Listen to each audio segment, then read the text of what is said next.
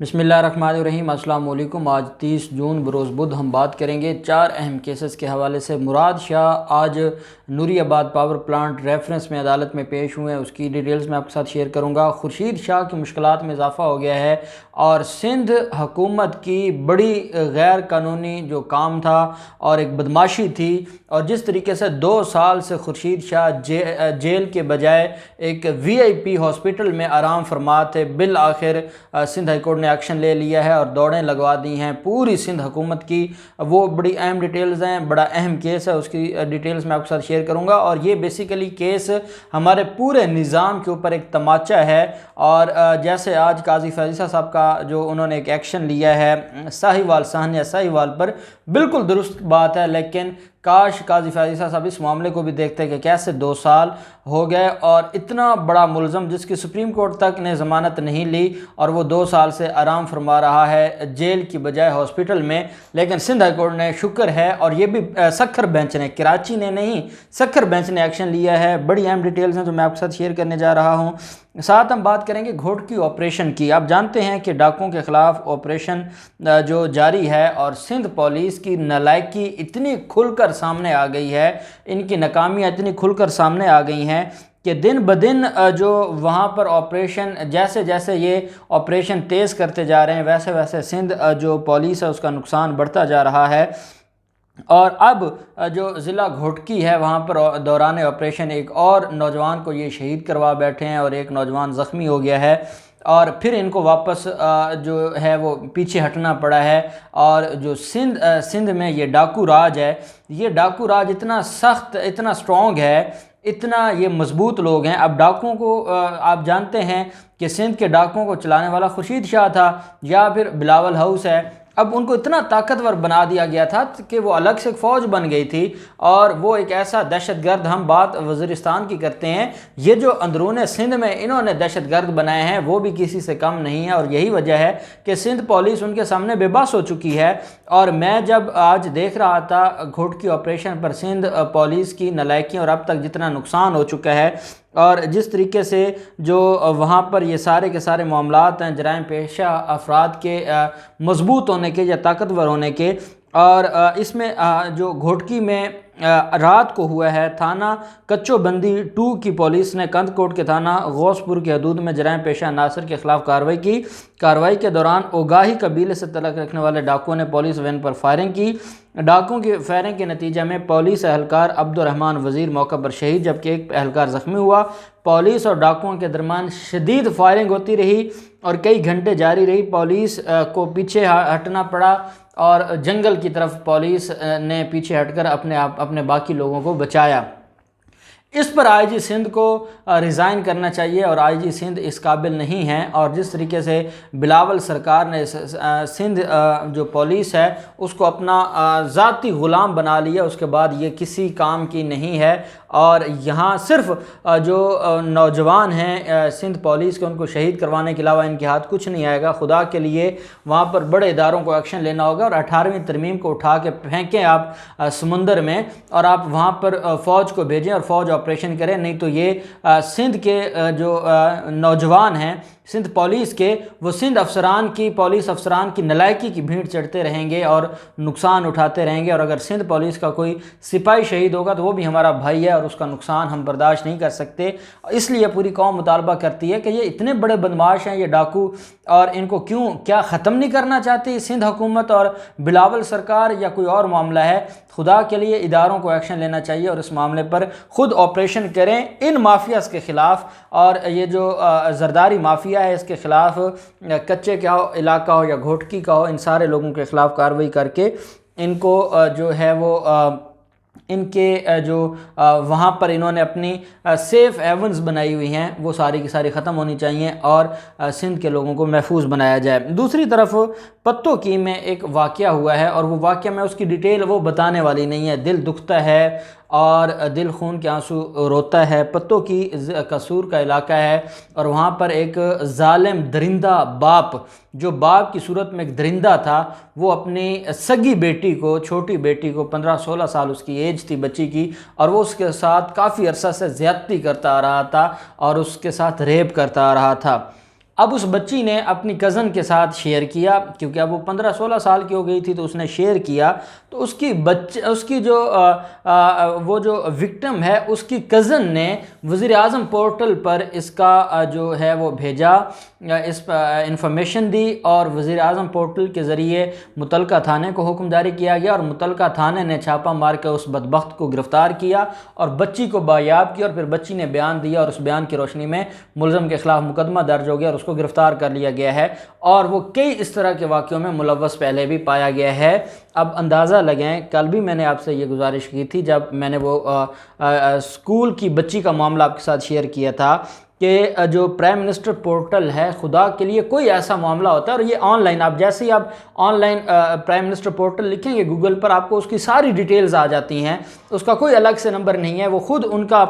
اپنی ایپ ہے اس کی پرائم منسٹر پورٹل کی، اور ان کا اپنا ایک پورا سیٹ اپ ہے، آپ صرف اس کو استعمال کرتے ہوئے اس سارے کے سارے معاملے پر آگاہ کریں، کارروائی ہوتی ہے۔ اور اب یہ ایک نعمت آ گئی ہے کہ کوئی بھی غریب، آپ دیکھیں نا پتوکی کا علاقہ ہے، وہاں ایک معصوم بچی نے اپنا میسج بھجوا کے اپنی جان بچا لی اور اس درندے کو گرفتار کروایا ہے۔ تو ایک تو ہم اس کو اپریشیٹ بھی کرتے ہیں جو پرائم منسٹر پورٹل پر جو لوگ بیٹھے ہیں اور جس طریقے سے وہ رسپانس دیتے ہیں، دوسری طرف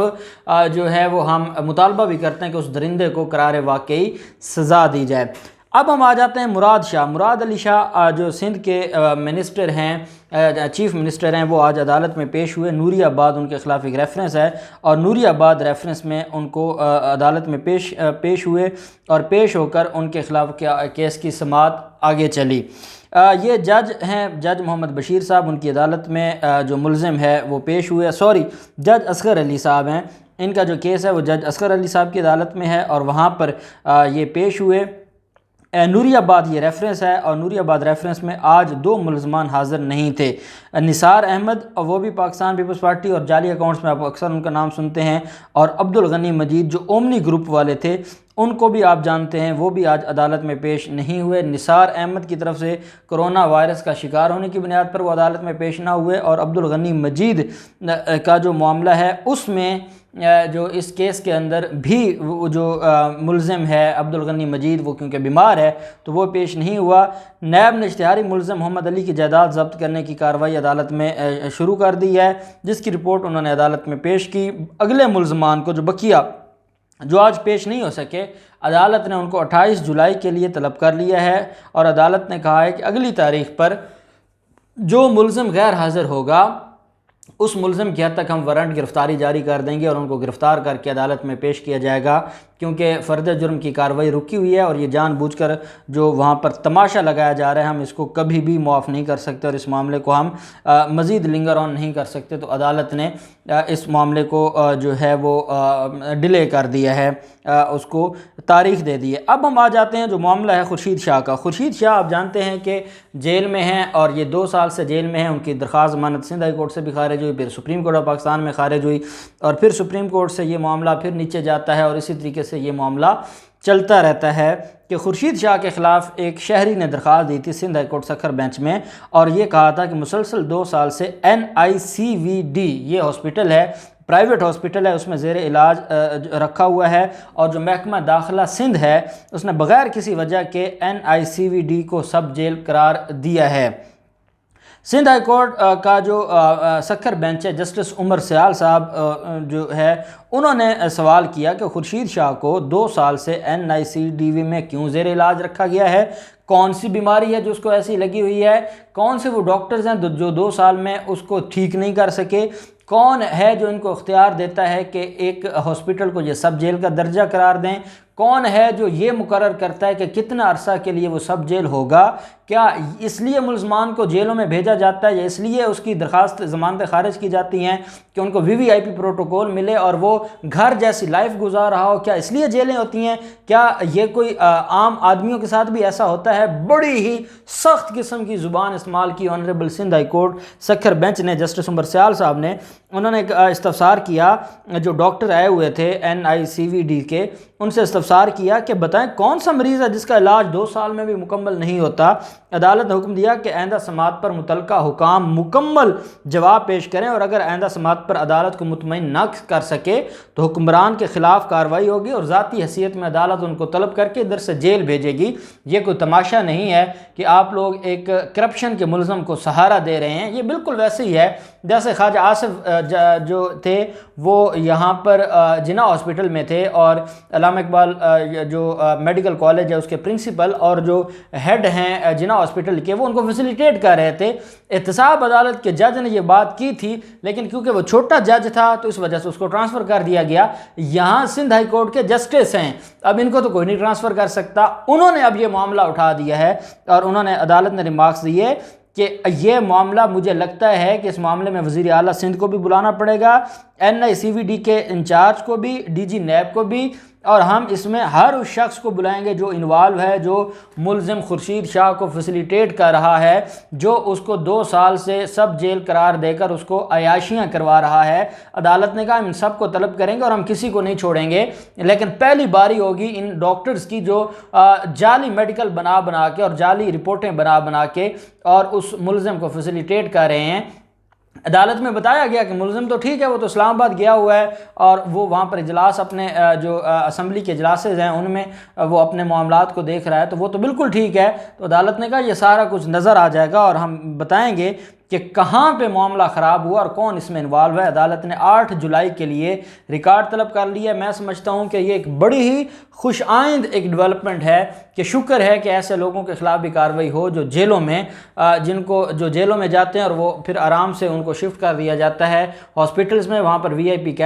کمرے ملتے ہیں اور وہ وہاں پر اپنی لائف سپینڈ کرتے ہیں۔ جیسے میر شکیل الرحمان جتنا عرصہ جیل میں رہے تو وہ ان کو سروس ہاسپٹل کا کمرہ دے دیا گیا تھا۔ یہ ہماری جو بیوروکریسی ہے یا جو ہمارے یہ ادارے ہیں یہ ان کو اتنا نوازتے ہیں اور وہ چاہتے نہیں ہیں کہ عمران خان ان کو سزا دے یا عمران خان کا احتساب کامیاب ہو۔ اب دیکھتے ہیں 8 جولائی کو کیا ہوتا ہے، جو بھی ڈیٹیلز ہوں گی آپ کے ساتھ شیئر کرتے رہیں گے۔ اللہ پاک پاکستان کامیاب ناصر ہو۔ بہت شکریہ، اللہ حافظ، پاکستان زندہ باد۔